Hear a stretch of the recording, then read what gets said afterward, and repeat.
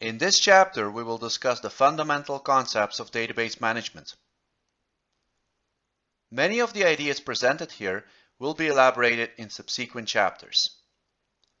Let's start with the chapter overview. We will kick off by reviewing some popular applications of database technology. This will be followed by defining key concepts such as a database and a database management system, or DBMS. Next, we will take a step back in time and discuss the file approach and contrast it with the database approach to data management. We will then zoom into the elements of a database system. The chapter will be concluded by discussing the advantages of database design.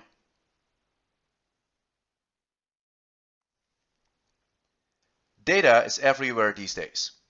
It comes in different shapes and volumes. Obviously, all of these data need to be stored and managed using appropriate data management or database technologies.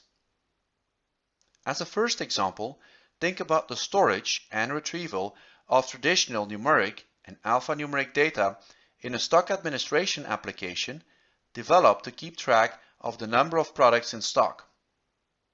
For each product, the product number, product name, and available quantity needs to be stored. Replenishment orders need to be issued as soon as a quantity drops below the safety stock. Every replenishment order has an order number, order date, supplier number, supplier name, and a set of product numbers, names, and quantities.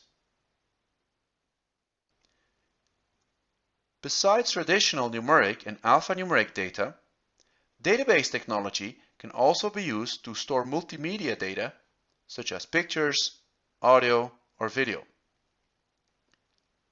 As an example, think about YouTube, the popular video channel, or Spotify, the music streaming service where you can query music based upon artist, album, genre, playlist, or record label. Biometric data includes fingerprints or retina scans, which are often used for security purposes such as border control as you enter a country. Closely related is information gathered by wearables, which are devices that you wear to continuously monitor your health and fitness. Geographical information systems, or GIS applications, allow to store and retrieve all types of spatial or geographical data. Think of Google Maps as a popular example.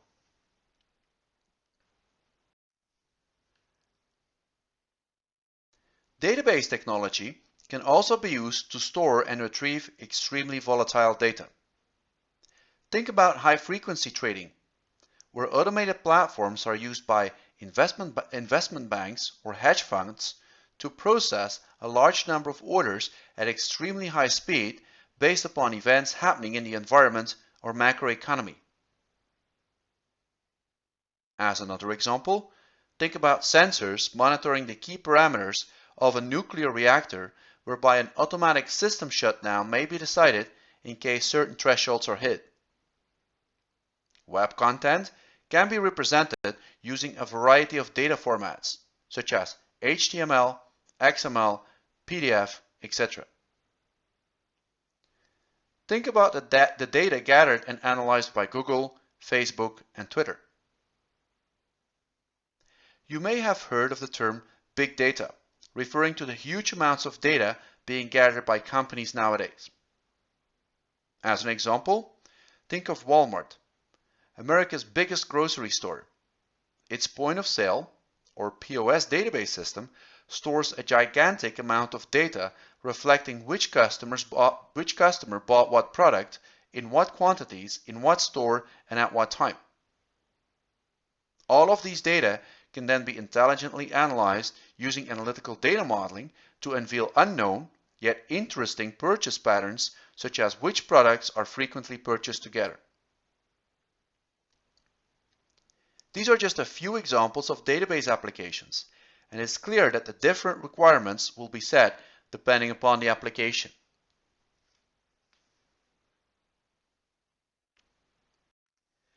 we already briefly introduced the concept of a database. It can be defined as a collection of related data within a specific business process or problem setting. As an example, think about a purchase order system, where you will have data concepts such as products, suppliers, and purchase orders. All of these data concepts are clearly related. A product can be supplied by one or more suppliers. A purchase order is always connected to exactly one supplier. A supplier can supply one or more products. These are just a few examples of relationships between the data concepts which should be adequately captured by our database. Furthermore, the database has a target group of users and applications. Think about an inventory manager who will use our purchase order system to manage the inventory and issue purchase orders. Or think about a product manager responsible for managing specific products. A database management system, or DBMS, is a software package which allows to define, store, use, and maintain a database. It typically consists out of several modules, each with their specific functionality, as we will discuss later. Popular examples of DBMS vendors are Oracle, Microsoft, and IBM. The combination of a DBMS and a database is then often referred to as a database system.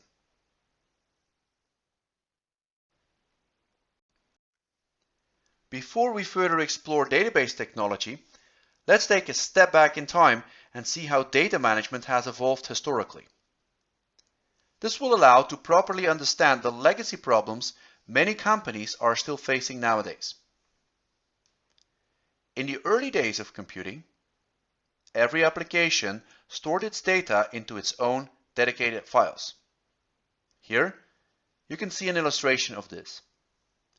We have an invoicing application, written in COBOL or C, for example, which makes use of customer information, such as customer number, customer name, VAT code, etc., stored into a separate file.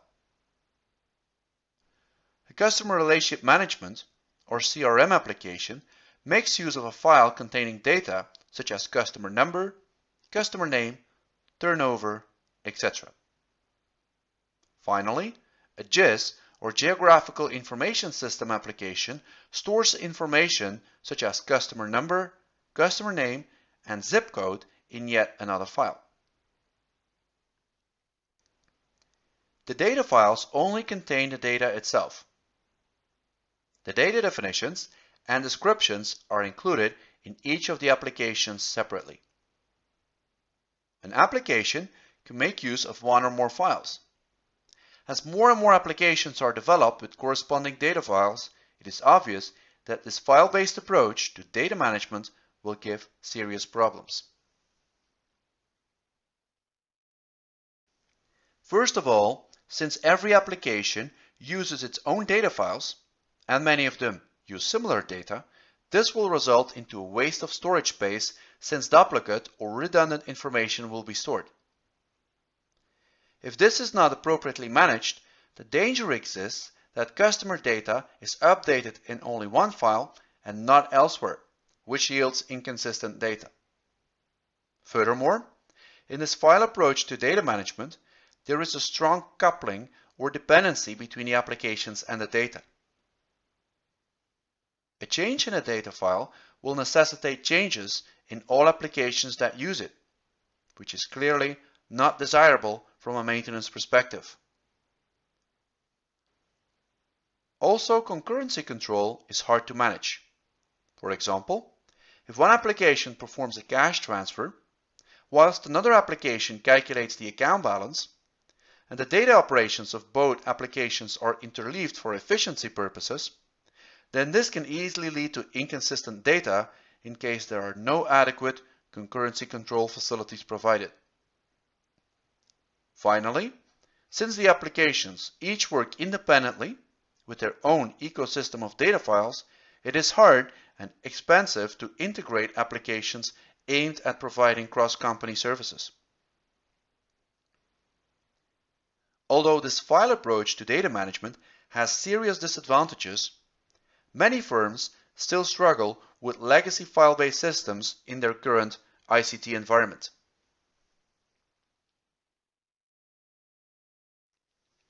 The emergence of database technology provided a new paradigm for data management.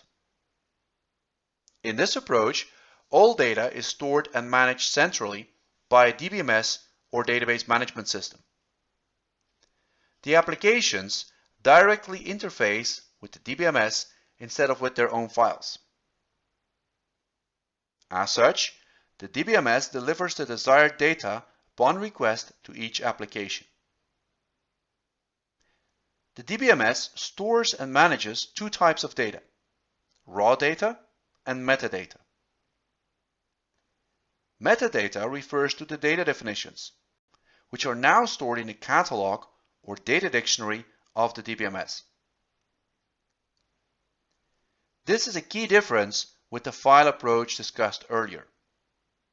In other words, the data definitions or metadata are no longer included in the applications, but now properly managed by the DBMS itself. It is clear that this approach is superior to the file approach from an efficiency, consistency, and maintenance perspective.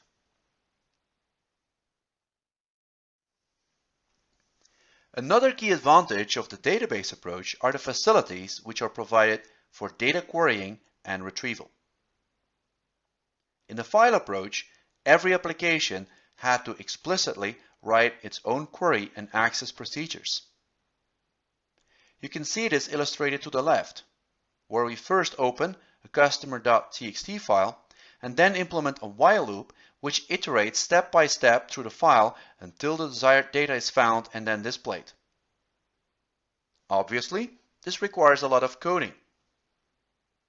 Furthermore, because of the tight coupling between data and applications, many of these procedures had to be repeated in various applications, which is not nice from a maintenance perspective.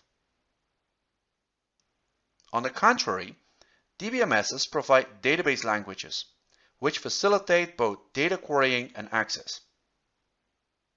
A well-known language, which we will extensively discuss later, is SQL or Structured Query Language. As the term suggests, it allows to formulate database queries in a structured and user-friendly way. It is one of the most popular data querying standards used in the industry nowadays. You can see it illustrated to the right. Here, you only have to specify what information you want, or in our case, we want all customer information for customer Bart. This SQL query will then be executed by the DBMS in a transparent way. In other words, in the database approach, we only have to specify what data we are interested in, and no longer how we should access and retrieve it. It is clear that this will substantially facilitate the development of database applications.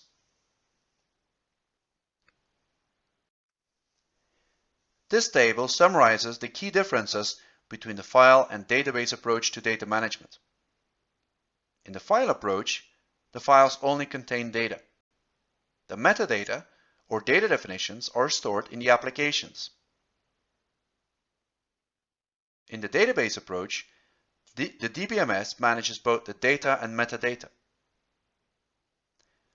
The file approach results into a strong application data dependence, whereas the database approach allows for applications to be independent from the data and data definitions.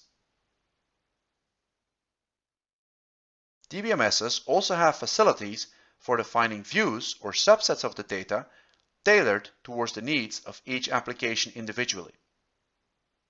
This is not supported in the file approach. Finally, DBMSs also provide facilities for concurrency control or multi-user support, which substantially improves the usability and efficiency of database applications.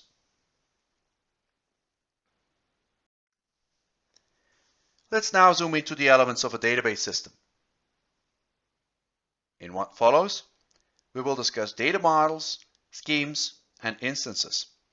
the three-schema architecture, the role of the catalog or data dictionary, the various types of database users, and DBMS languages. A good data model is the start of every successful database application. It provides a clear and unambiguous description of the data concepts, their relationships, and various data constraints that together make up the content of the database. Various types of data models can be distinguished. A conceptual data model provides a high-level description of the data concepts and relationships. It is used as a communication instrument between a database designer and business user to make sure that the data requirements are adequately captured and modeled. Hence, it should be implementation independent, user-friendly, and close to how the business user perceives the data. It will be represented using an EER model or object-oriented model, as we will discuss later. A logical data model is a translation or mapping of the conceptual data model towards a specific implementation environment. In other words, the logical data concepts may still be understood by business users, but are not too far removed from the physical data organization. Depending upon the ICT environment available, it can be a hierarchical, network, relational, or object-oriented model. Again, we will discuss all of these data models more extensively in later chapters. Finally, the logical data model can be mapped to a physical data model, which represents the low-level concepts describing the data's physical storage details. It will clearly describe which data will be stored where, in what format, etc. It is thus highly DBMS specific. In any data model, it is important to distinguish between the description of the data, or data definitions, and the actual data itself. The database scheme provides the description of the data. It specifies the various data concepts, their relationships, constraints, etc. It is specified during database design and is not expected to change too frequently. It will be stored in the catalog, which is the heart of the DBMS. The database state then represents the data in the database at a particular moment. It is sometimes also referred to as the current set of instances. Depending upon data manipulation such as adding, updating, or removing data, it will typically change on an ongoing basis. Here you see an example of a database scheme. We have three data concepts: student, course, and building. A student is characterized by a number, name, address, and email, a course by a number and name, and a building by a number and address. These are examples of data definitions which together make up the database scheme stored in a catalog. Here you can see an example of a corresponding database state. You can see that the database includes data about 3 students, 3 courses, and 3 buildings.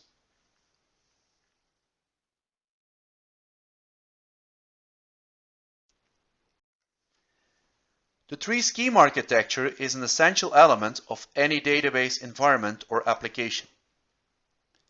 You can see it illustrated in this figure. Let's start with the middle layer. Here we have the conceptual data scheme. As mentioned before, it focuses on the data concepts, their relationships, and data constraints without bothering about the actual DBMS implementation. It should be a user-friendly and transparent data model constructed based upon a close collaboration between both the database designer and business user. It will be mapped to a logical data model based upon the implementation environment. Hence, the middle layer includes both the conceptual as well as the logical scheme. The latter will then be physically implemented using an internal scheme specifying which data will be stored how and where. The top level represents the external scheme.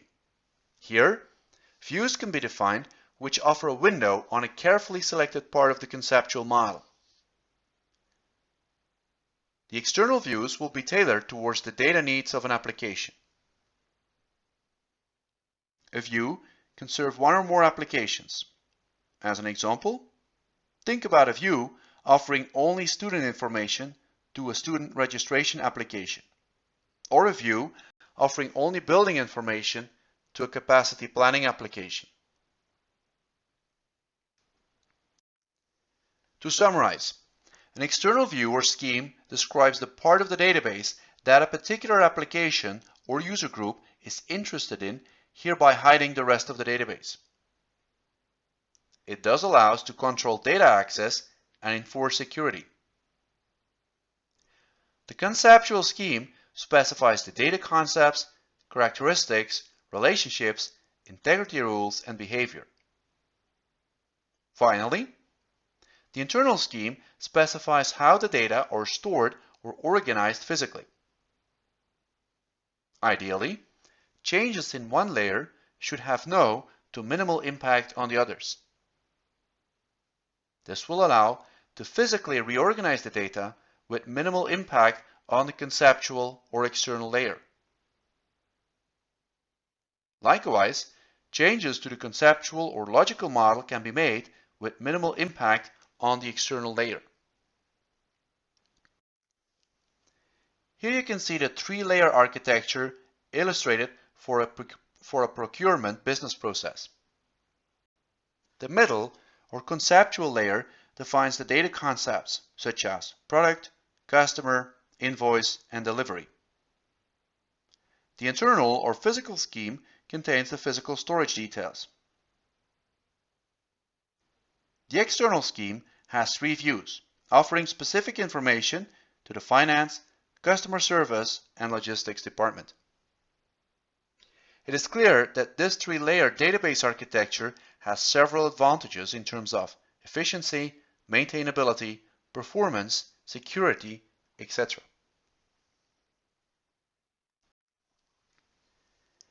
As already mentioned, the data dictionary or catalog constitutes the heart of the DBMS. It contains the data definitions or metadata of your database application. More specifically, it stores the definitions of the external, conceptual, and physical scheme. It also synchronizes these three schemes to make sure their consistency is guaranteed.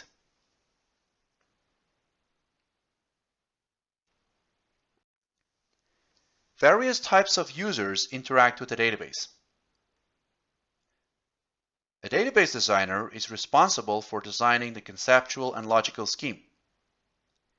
He or she will closely interact with the business user to make sure the data requirements are fully understood and modeled. Based upon the logical scheme, the database administrator or DBA will design the external and physical scheme. He or she will also set up the database infrastructure and continuously monitor its performance by inspecting key performance indicators such as response times, throughput rates, and storage space consumed. The application developer will develop database applications in a general purpose programming language such as Java. He or she will provide the data requirements, which will then be translated by the DBA to view definitions. The business user will run these applications to perform specific database operations. He or she can also directly query the database using interactive querying facilities for reporting purposes. Finally, the DBMS vendors offer the DBMS software packages. Popular examples are Oracle, Microsoft, and IBM.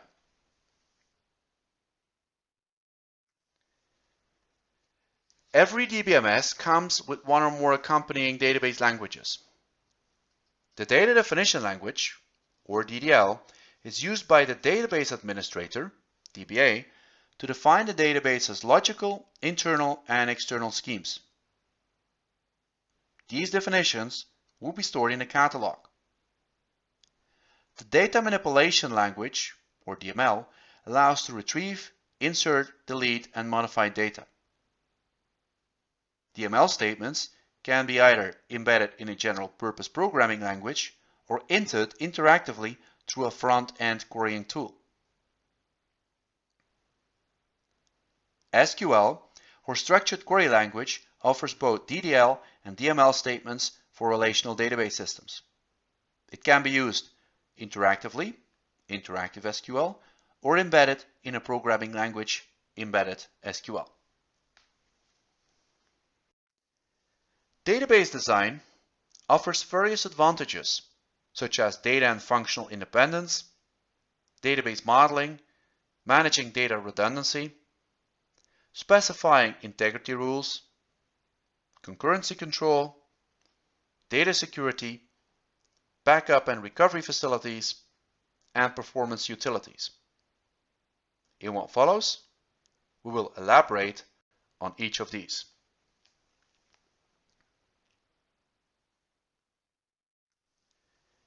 Data independence refers to the fact that changes in data definitions have minimal to no impact on the applications using the data. These changes may occur both at the physical or logical level. More specifically, physical data independence implies that neither the applications nor the external or conceptual scheme must be changed when changes are made to the data storage specifications. For example, think about reorganizing the data across different storage locations or media, the definition of new access paths or indices, etc. The applications will keep on running successfully, maybe even faster than they did before because of the physical reorganization of the data.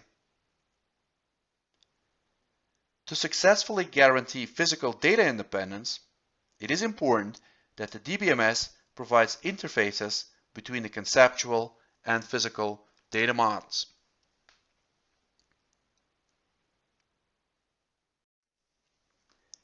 Logical data independence implies that software applications are minimally impacted by changes in the conceptual or logical scheme. Think about adding new data concepts, characteristics, or relationships. The external views will act as a protective shield and mitigate the effect of these modifications on the applications. To successfully guarantee logical data independence, the DBMS must provide interfaces between the conceptual and external scheme.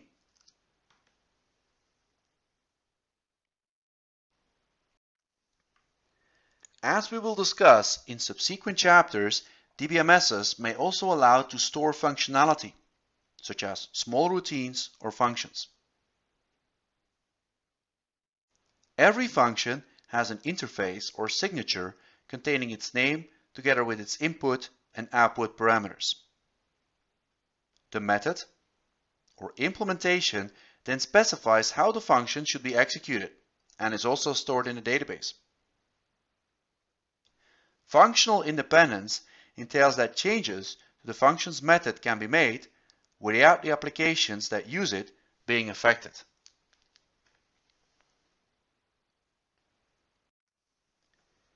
Here you can see an example of a function. Its name is calculate salary, and it has one input parameter, time worked, which represents the number of hours worked by an employee. The method then calculates the total salary, taking into account the base salary per hour and company tax. Functional independence means that the method to calculate the total salary may change without having any impact on the applications calling the function.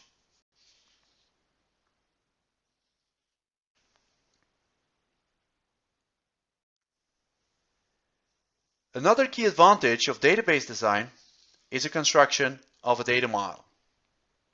Remember, a data model is an explicit representation of the data concepts together with their characteristics and relationships. It can also include integrity rules and functions. It should provide a formal and perfect mapping of the real world and is made in close collaboration with the business user. Unfortunately, as we will see later, a best case scenario with a perfect mapping is often unrealistic, and it will be important that a data model's assumptions and shortcomings are clearly documented. Popular examples of data models are the hierarchical model, the codicil model, the ER model, the relational model, and the object-oriented model. We will discuss these more extensively in subsequent chapters.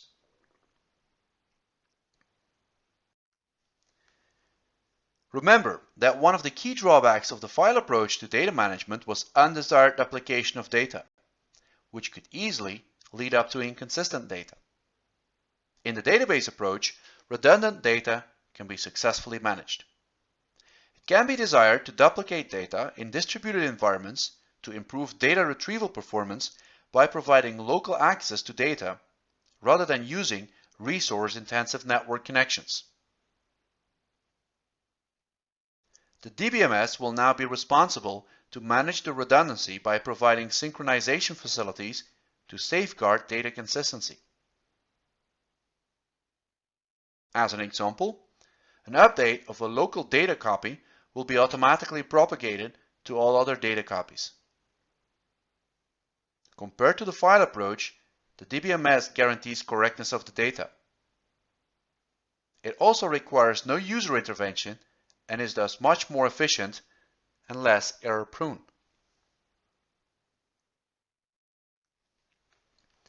Data integrity rules can now also be explicitly defined. These rules will allow to enforce the correctness of the data. Syntactical rules specify how the data should be represented and stored. Examples are: customer ID should be represented as a numeric value. Birth date should be stored as month, day, and year. Semantical rules focus on the semantical correctness or meaning of the data. Examples are: customer ID should be unique. Account balance should be bigger than 0. And a customer cannot be deleted if he or she has pending invoices. In the file approach, these integrity rules had to be embedded in the applications. In the database approach, they are specified as part of the conceptual scheme and stored centrally in the catalog. This substantially improves the efficiency and maintenance of the applications, since the integrity rules are now directly enforced by the DBMS whenever anything is updated. In the file approach, the applications themselves had to explicitly manage all integrity rules, resulting into a lot of duplication of code with the accompanying risk of inconsistencies.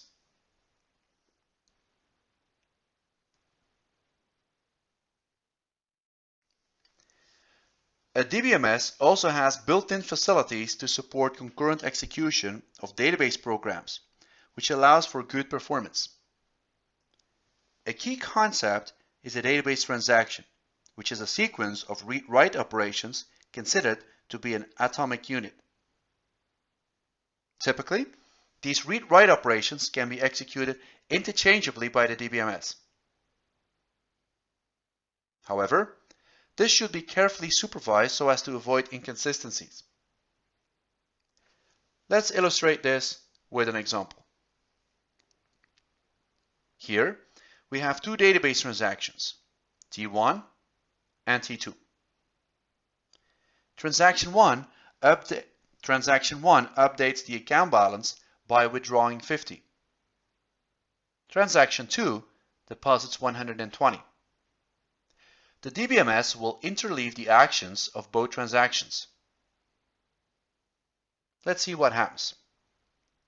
Since T1 updates the balance based upon a copy made before the update of T2 was made, and then writes the value after T2 is finished, it is clear that the update effect of T2 is lost.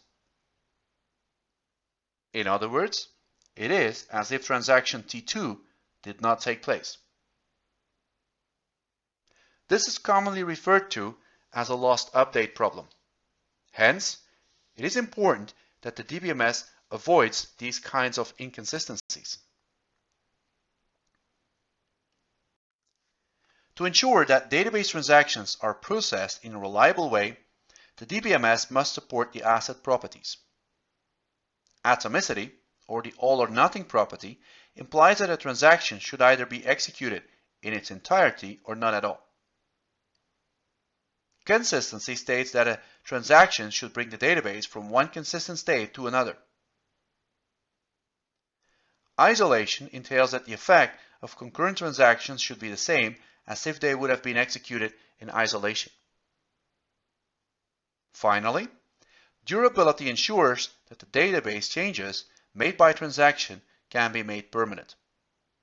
It is clear that these four properties are hard to support in the file approach to data management.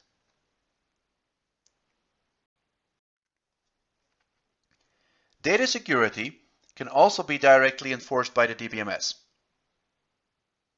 Depending upon the business application considered, some users have read access, whilst others have write access to the data. This can also be further refined to certain parts of the data. Trends such as e-business, B2B, B2C, CRM, etc., whereby databases are more and more exposed to various parties, stress the importance of data security. Data access can be managed via logins and passwords assigned to users or user accounts. Each account will have its own authorization rules, which can again be stored in the catalog.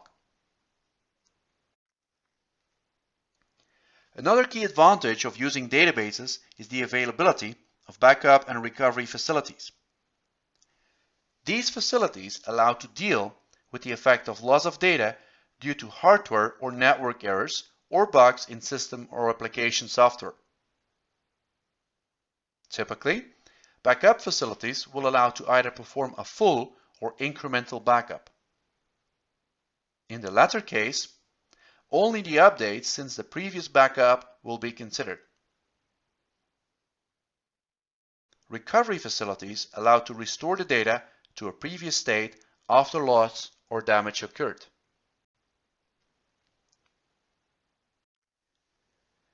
DBMSs also come with various types of utilities providing specific functionality. Examples are utilities to distribute data storage, to tune NDSHs for faster query execution, to tune queries to improve application performance, or to optimize buffer management.